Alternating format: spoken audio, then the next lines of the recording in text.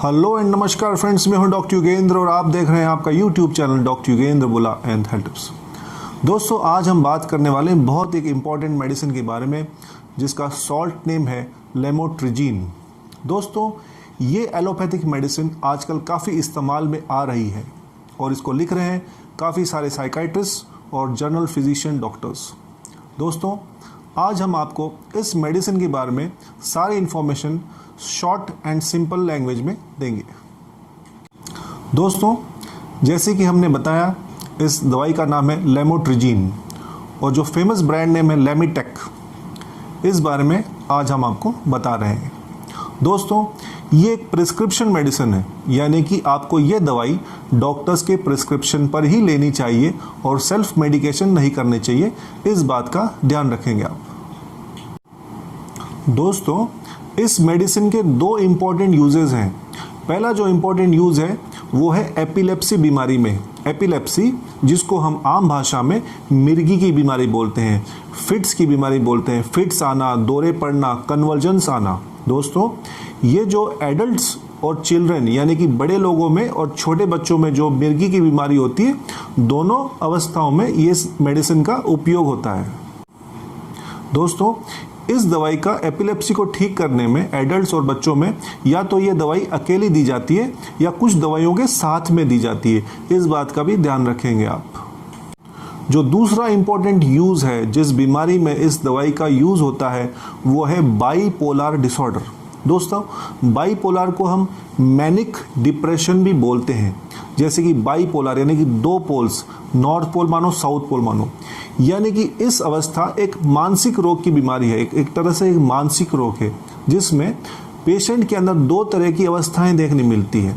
एक हम बोलते हैं मैनिक डिप्रेशन, एक होता है मैनिया। मैनिया यानी कि उस कंडीशन में पेशेंट के अंदर उन्माद की स्थिति देखने मिलती है, पागलपन के दौरे दिखते हैं, एक्साइटेड दिखता है, बहुत ज़्यादा एनर्जी दिखती है, उसको हम बोलते हैं मैनिया, हाइपर मैनिया, ज़्यादा एनर्जी दिखती है। और दूसरा कंडीशन है जिसमें पेशेंट एकदम लो फील करता है, जिसको हम बोलते हैं डिप्रेशन की अवस्था, अवसाद में होना, लो फील करना, एकदम एनर्जी कम होना, सुस्त रहना, कम बोलना, ज़्यादा सोना। इस तरह से पेशेंट की दो कंडीशंस दिखती है, इसलिए इस बीमारी को बोलते हैं बाईपोलर। एक तरफ है मैनिया यानी पागलपन की स्थिति, एक्स्ट्रा एनर्जी दिखना, और दूसरी तरफ एकदम लो फील करना, डिप्रेशन होना। इसलिए दोस्तों इस बीमारी को बोलते हैं बाईपोलर। इस कंडीशन में भी इस मेडिसिन का बहुत ही इंपॉर्टेंट इस्तेमाल होता है। दोस्तों, ये मेडिसिन काम कैसे करती है, ये दवाई हम पर असर कैसे करती है? दोस्तों, ये दवाई हमारे ब्रेन के अंदर जो हमारे ब्रेन सेल्स होते हैं, नर्व सेल्स होते हैं, उनके अंदर कई बार जो एक्स्ट्रा एक्टिविटी पाई जाती है, एबनॉर्मल एक्टिविटी पाई जाती है, उसको कंट्रोल करती है। और इस तरह से ये जो एपिलेप्सी की बीमारी है और जो बाईपोलर की डिसऑर्डर है, उसके अंदर ये दवाई काम करती है। Side effects of lamotrigine.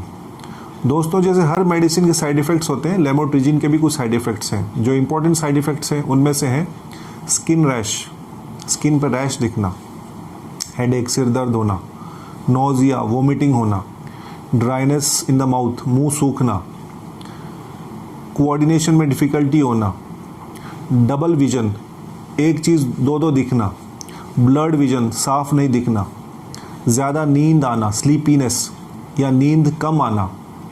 प्रमुखता से ये साइड इफ़ेक्ट्स इस टैबलेट के देखे जाते हैं। दोस्तों, जो सबसे इम्पोर्टेंट साइड इफ़ेक्ट है इस मेडिसिन का, लेमोट्रिजीन का, या हम बोल सकते हैं इम्पोर्टेंट वार्निंग है इस मेडिसिन के बारे में, वो है स्किन रैश। दोस्तों, इस मेडिसिन को शुरू करने के पश्चात 8 हफ्तों तक स्किन रैश दिख सकती है। यानी कि पहले हफ्ते में नहीं दिखेगी, दूसरे में नहीं दिखेगी, हो सकता है कि 8वें हफ्ते में, 8th वीक ऑफ ट्रीटमेंट में स्किन रैश दिखे। और ये स्किन रैश हो सकता है काफ़ी सीरियस स्किन इन्फेक्शन का रूप ले ले और आपकी जान को खतरे में भी डाल सकती है।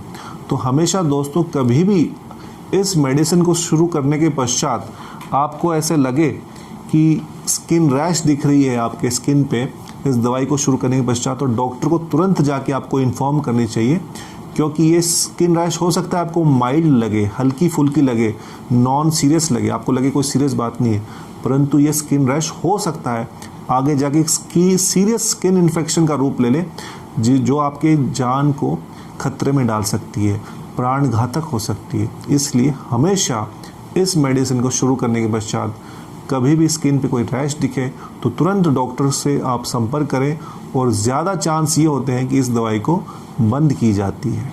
इस बात का ध्यान रखिएगा। दोस्तों, नेक्स्ट इंपॉर्टेंट पॉइंट है, क्या ये मेडिसिन हैबिट फॉर्मिंग है? तो ये देखा गया है कि ये मेडिसिन हैबिट फॉर्मिंग नहीं है।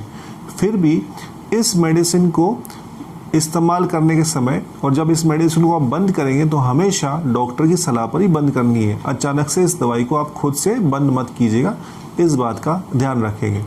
जो दोस्तों दूसरे इम्पोर्टेंट क्वेश्चंस है, नॉर्मली जो क्वेश्चंस पूछे जाते हैं इस मेडिसिन के बारे में, वो है क्या हम इस मेडिसिन को अल्कोहल के साथ यूज़ कर सकते हैं? तो दोस्तों नहीं, अल्कोहल के साथ इस मेडिसिन को यूज़ नहीं करना है, क्योंकि अल्कोहल के साथ लेने से हो सकता है आपको ड्राउजीनेस ज़्यादा फील हो, स्लीपीनेस फील हो। दूसरा, क्या हम ड्राइव कर सकते हैं, गाड़ी चला सकते हैं? तो दोस्तों नहीं चलाना है, क्योंकि एक्सीडेंट्स का खतरा होगा, क्योंकि इस मेडिसिन का साइड इफ़ेक्ट हमने बताया आपको, हो सकता है आपको ज़्यादा नींद आए और सड़क पर दुर्घटना होने की चांसेस ज़्यादा है। प्रेगनेंसी में और ब्रेस्ट फीडिंग में, अगर आप प्रेग्नेंट हैं और ब्रेस्ट फीडिंग कर रहे हैं तो डॉक्टर से राय लीजिएगा, उनको बताइएगा कि आपकी क्या कंडीशन है। हो सकता है इस मेडिसिन का जो डोज है वो कम करें जब आप प्रेग्नेंट या ब्रेस्ट फीडिंग हो। और दोस्तों, अगर आपको लीवर की बीमारी है, किडनी की बीमारी है, तो भी कई बार इस दवाई का जो डोज है उसको कम किया जाता है, इस बात का ध्यान रखेंगे। तो हमेशा जो भी आपकी परिस्थिति है, कंडीशन है, वो डॉक्टर को ज़रूर बताइएगा, जो भी कुछ बीमारियां हैं, ताकि डॉक्टर्स आपकी जो डोज हैं उसको एडजस्टमेंट कर सकें, कम ज़्यादा कर सकें। दोस्तों, आशा करते हैं कि इस मेडिसिन के बारे में हमने जो भी आपको इन्फॉर्मेशन दी है वो आपको उपयोगी होगी। आपके जो भी कमेंट्स हैं, सजेशंस हैं, हमको कमेंट बॉक्स में ज़रूर दीजिएगा। दोस्तों, आशा करता हूँ आपको ये वीडियो पसंद आया होगा। इसको आप लाइक एंड शेयर ज़रूर कीजिएगा।